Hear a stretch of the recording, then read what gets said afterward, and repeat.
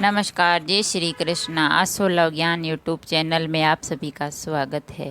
Friends, हम जानेंगे कि वामन द्वादशी यानी वासुदेव द्वादशी। तो वामन अवतार की रोचक कथा हम आपको बताते हैं। वासुदेव द्वादशी की कथा।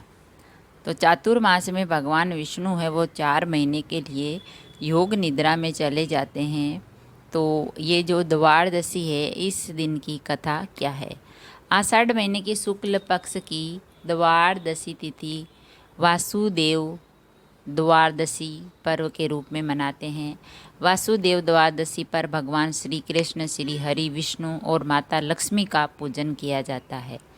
वामन विष्णु के 5वें और त्रेता युग के पहले अवतार थे। वे विष्णु के पहले ऐसे अवतार थे जो मानव रूप में प्रकट हुए थे।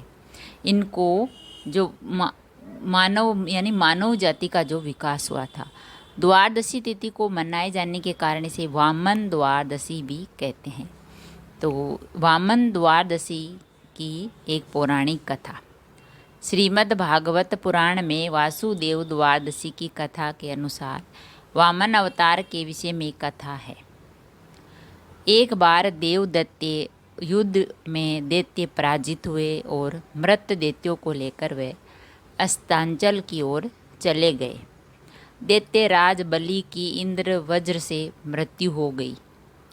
तब दैत्य गुरु शंकराचार्य अपनी मृत संजीवनी विद्या से बलि तथा दूसरे दैत्यों को जीवित कर दिया।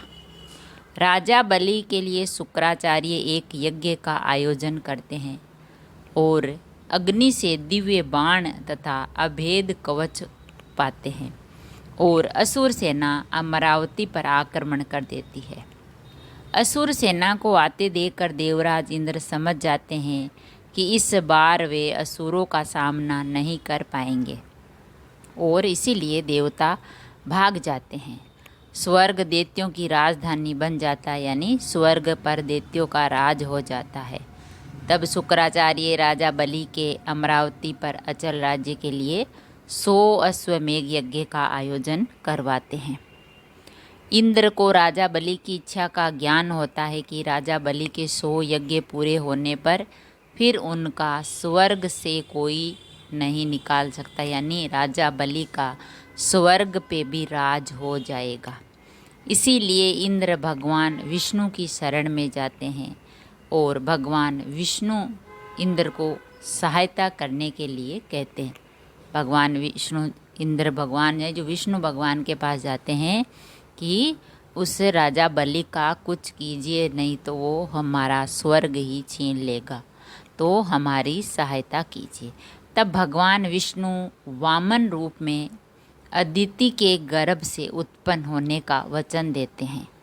भगवान विष्णु है वो इंद्र भगवान को कहते हैं कि मैं तुम्हारी सहायता अवश्य करूँगा। तब भगवान विष्णु है वो वामन रूप में यानी छोटे ब्राह्मण के रूप में जो अदिति के गर्भ से जन्म लेते हैं, वचन देते हैं कि मैं जन्म लूँगा। इधर कश्यप जी के कहने पर माता अदिति पयोव्रत का अनुष्ठान करती है, जो कि पुत्र प्राप्ति के लिए होता है। तब भाद्रपद मास की शुक्ल पक्ष की द्वादशी के दिन प्रभु माता अदिति के गर्भ में प्रकट हो अवतार लेते हैं तथा ब्रह्मचारी ब्राह्मण का रूप धारण करते हैं। महर्षि कश्यप ऋषियों के साथ उनका उपनयन संस्कार करते हैं।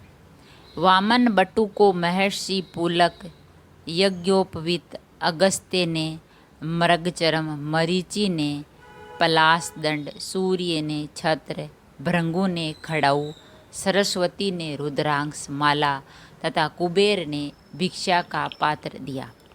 जो ये महर्षि थे, राजा थे, अगस्त्य थे, उन्होंने सभी ने उसको वामन जो बटुक था उसको अलग अलग है जो भिक्षा के जो चीज़ें थी।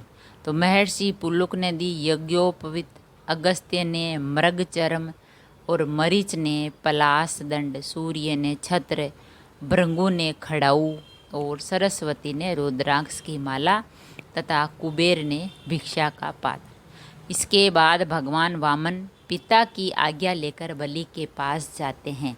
वो सारा रूप धारण कर जो जो चीज़ें महर्षियों ने दी वो लेकर वो बलि के पास जाते हैं।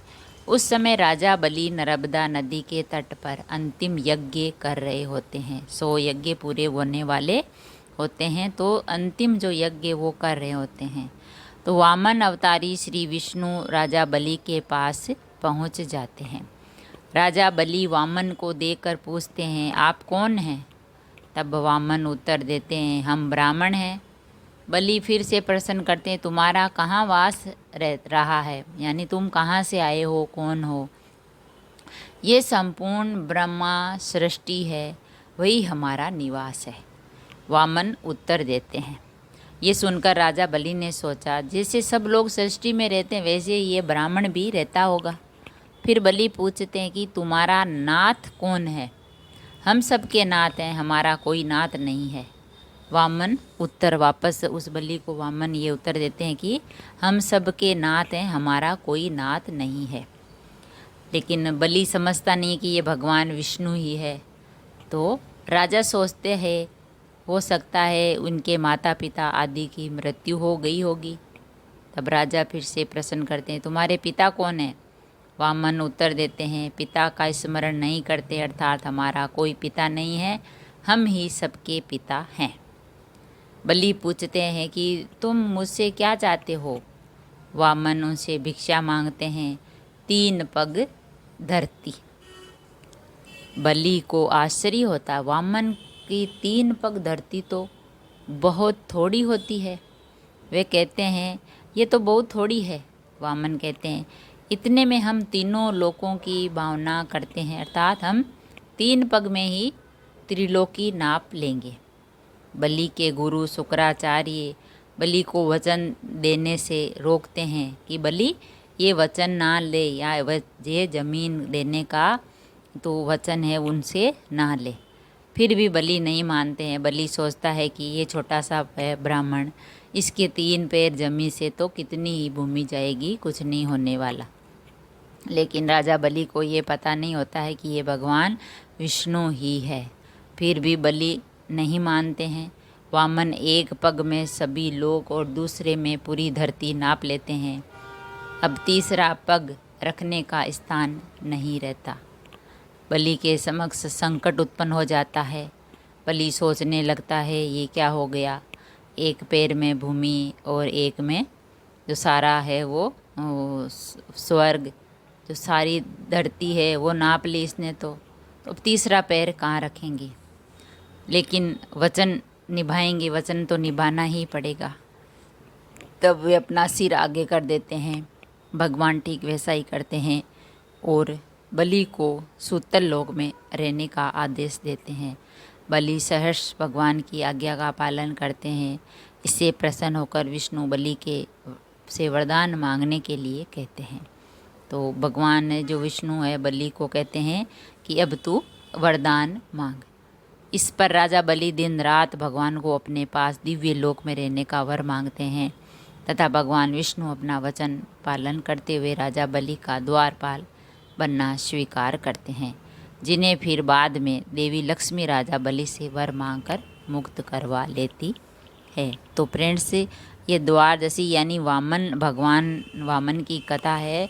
जो राजा बलि से उन्होंने 3 पैर भूमि मांगी, तो 1 पैर पर सारा स्वर्ग आ गया, दूसरे में धरती, और तीसरा पैर उन्होंने कहा मैं कहाँ रखूं?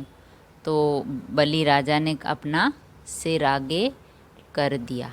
तो उन्होंने 1 पग में सभी लोग, पूरा लोग जो था वो नाप लिया, दूसरे में पूरी धरती, तो आकाश और धरती सब नप गए। लेकिन तीसरा पैर है जो उन्होंने उनके सर पर रखा और वो पाताल लोक को चले गए। तो फिर भगवान वामन ने कहा बलि तुम अब वरदान मांगो। तो बलि ने ये वरदान मांगा कि तुम मेरे साथ ही रहोगे दिन और रात। तो फिर माता लक्ष्मी ने राजा बलि से मुक्ति दिलवाई भगवान विष्णु को। इसीलिए भगवान विष्णु है वो सिर्फ 4 महीने के लिए योग निद्रा में जाते हैं, यानी राजा बलि के वहाँ 4 महीने रहते हैं। देवसैनी एकादशी से लेकर देवउठनी एकादशी तक। तो इन्हीं 4 महीनों में कोई भी मांगलिक कार्य नहीं होता है और ना ही कोई धार्मिक कार्य होते हैं, लेकिन पूजा पाठ है, ये काम, भागवत कथा है, ये हो सकता है, लेकिन गृह प्रवेश, शादी विवाह है, ऐसे कोई काम नहीं होते हैं। तो फ्रेंड्स, ये थी द्वादशी की एक पौराणिक कथा, जो भगवान विष्णु ने वामन का रूप लिया, वामन अवतार लिया उसकी। अगर कहानी पसंद आई तो लाइक और शेयर ज़रूर करें। ऐसी ही कहानी और कथा सुनने के लिए, जानने के लिए चैनल को सब्सक्राइब करें। थैंक यू, धन्यवाद।